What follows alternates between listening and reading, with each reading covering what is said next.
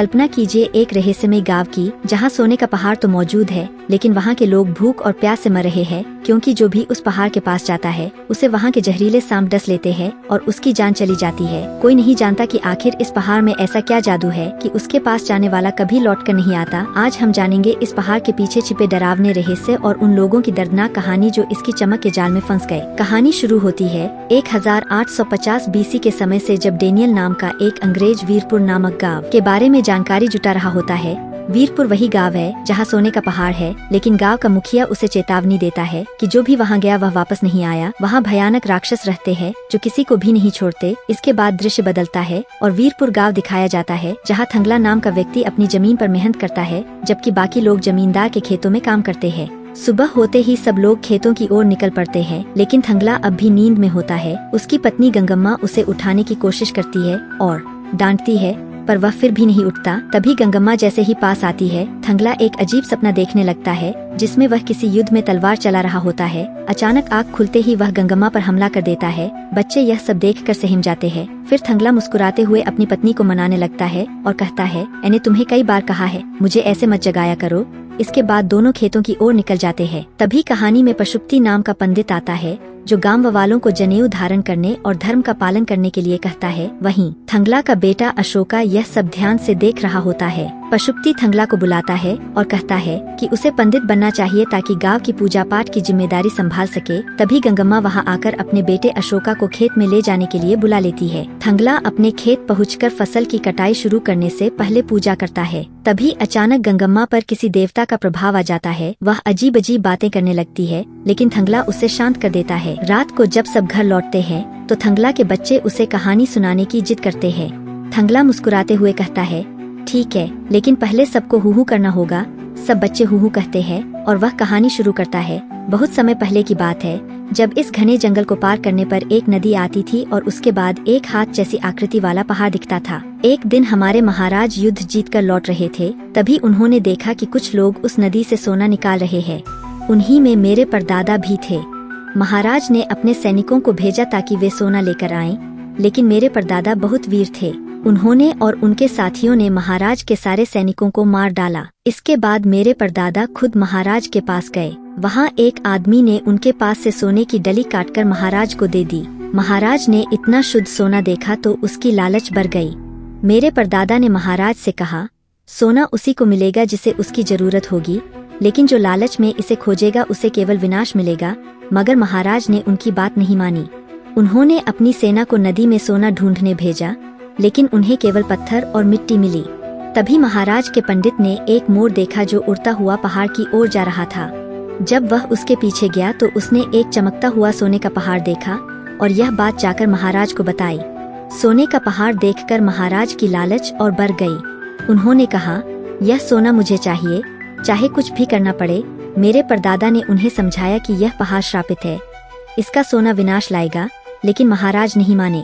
उन्होंने अपने सैनिकों को पहाड़ की ओर भेजा, पर जैसे ही वे पास पहुँचे, सैकड़ों जहरीले सांप उन पर टूट पड़े। एक सांप महाराज पर झपटने ही वाला था कि मेरे परदादा ने उसे बीच से फाड़ दिया। सांप ने उन्हें भी डस लिया, लेकिन उन्हें कुछ नहीं हुआ। महाराज हैरान रह गए। मेरे परदादा ने कहा, हमारा शरीर अब जहर का आदी हो चुका है, इसलिए हमें कोई विष नहीं मार सकता। फिर मेरे परदादा ने महाराज को बताया कि उस सोने के पहाड़ की रक्षा एक मायावी औरत करती है, जिसका नाम आरती है। जब तक वह जिंदा है, कोई भी वहां से सोना नहीं ले सकता। लेकिन लालच में अंधे हो चुके महाराज ने उसकी बातों को नजरअंदाज कर दिया और बोले, सांप और कोई मायावी औरत हमारा क्या बिगाड़ लेगी। उन्होंने अपनी सेना को फिर से भेजा। इस बार आरती ने अपनी माया से आग और पत्थरों की बरसात कर दी, जिससे कई सैनिक मारे गए। महाराज घबरा गया और उसने मेरे परदादा से पूछा, क्या इस औरत को मारा नहीं जा सकता। मेरे परदादा ने कहा, मैं उसे खत्म कर सकता हूँ, लेकिन बदले में मुझे वह जमीन चाहिए जो मुझसे छीनी गई थी। महाराज ने थोड़ी देर सोचकर उसकी बात मान ली, क्योंकि उसके मन में बस सोना पाने की चाह थी। फिर मेरे परदादा अपने आदमियों के साथ पहाड़ की ओर बढ़े। रास्ते में बहुत से लोग मारे गए, लेकिन आखिरकार उन्होंने उन सभी माया करने वाले लोगों को मार गिराया। तभी आरती खुद प्रकट हुई, आकाश से उतरी। उसकी आंखें जल रही थीं और उसने मेरे परदादा के सारे साथियों को मौत के घाट उतार दिया। लेकिन मेरे परदादा, जो एक महान योद्धा थे, उन्होंने आरती को पकड़कर रस्सियों से बांध दिया। महाराज सोने के पहाड़ के पास पहुंचा और मुट्ठी भर सोना उठाकर खुशी से झूम उठा। मगर जब उसने गौर से देखा तो वह सोना मिट्टी में बदल चुका था। क्रोधित होकर महाराज ने कहा, इसने हमें धोखा दिया है। मेरे परदादा ने शांत स्वर में कहा, आरती के पास वरदान है, वह असली सोने को मिट्टी में बदल सकती है, इसलिए जो भी इसकी लालच में आता है उसे कुछ नहीं मिलता।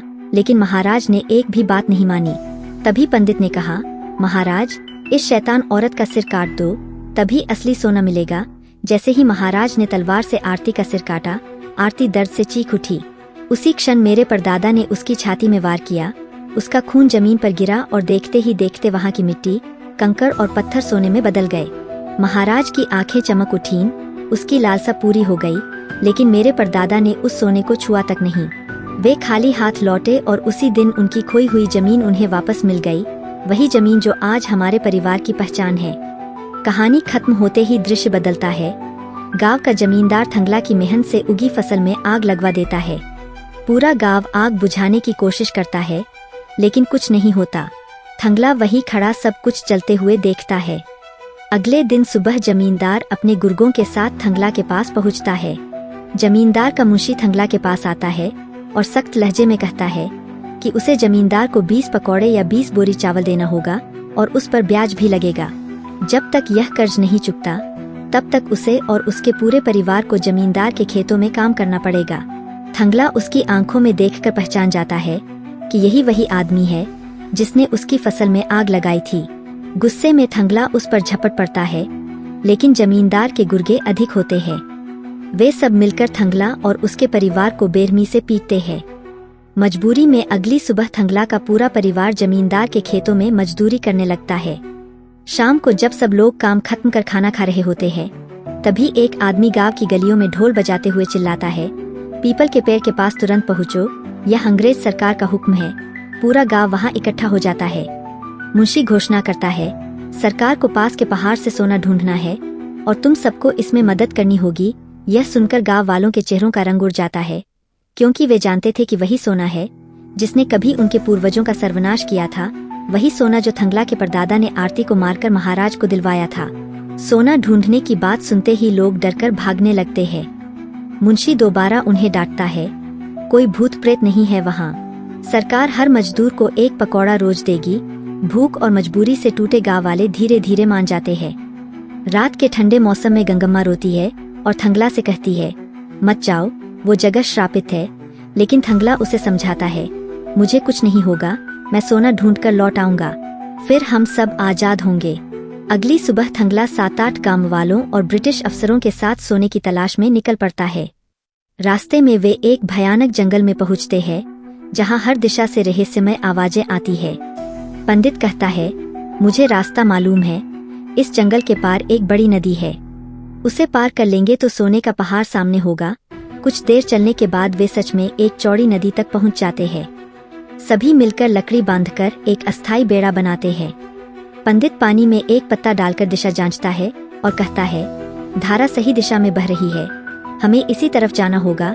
सब लोग नदी में उतरकर धीरे धीरे बेड़े को आगे बढ़ाते हैं। तभी अचानक थंगला की नजर पानी में किसी औरत के चेहरे पर पड़ती है। वह आरती थी। उसकी आंखें चमक रही थीं और बाल पानी में लहरा रहे थे। यह देखकर सब लोग घबरा जाते हैं और जल्दी जल्दी किनारे की ओर भागने लगते हैं। इस अफरात फरी में थंगला का पैर नदी के पत्थरों में फंस जाता है। वह छटपटाता है। तभी पंडित किसी तरह उसे बाहर खींच लाता है, लेकिन उसका सारा सामान, भोजन, औजार, सब कुछ पानी में बह जाता है। थंगला जमीन पर गिरकर हांफता है और बार बार एक ही बात दोहराने लगता है, मुझे अपने शरीर को मजबूत बनाना है। कुछ लोग थंगला के इस अजीब व्यवहार से डरे हुए थे और उसका बेटा अशोका अपने पिता से पूछता है कि क्या यही वही हाथी का पहाड़ है जिसकी कहानियां वह सुनाता है। थंगला डेनियल को बताता है कि उनके वंशजों ने हाथी के पहाड़ के पास सोना निकाला था, इसलिए उन्हें वहीं जाना चाहिए। और डेनियल को भरोसा था कि वहाँ सोना अवश्य होगा, क्योंकि चोल और टीपू सुल्तान जैसे लोग यहीं से सोना निकालते आए थे। रात में थंगला डेनियल से अपने किए हुए काम की मजदूरी मांगता है और डेनियल उसे कुछ पकौड़े दे देता है। सुबह पंडित एक मोर पकड़ कर लाता है और कहता है, जहाँ मोर बैठेगा वही सोना मिलेगा। मोर उड़ता है और जहाँ वह बैठता है वे लोग कई दिन खुदाई करते हैं, पर एक भी सोने का टुकड़ा नहीं मिलता। एक रात उनके तंबू में आग लग जाती है। जिसे वे सब मिलकर बुझाते हैं और सुबह सब बहुत निराश होते हैं।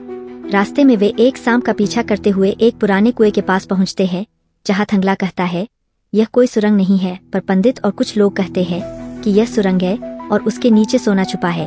पंडित और एक अन्य गांव वाला कुएं में उतरते हैं और वहां उन्हें शैतान मूली का सिर मिलता है, जिससे वे भयभीत होकर बाहर भागते हैं। जब वे यह बात गांव में बताते हैं तो थंगला का बेटा अशोका कुएं में कूदकर वह सिर बाहर निकाल लाता है और सब हैरान रह जाते हैं।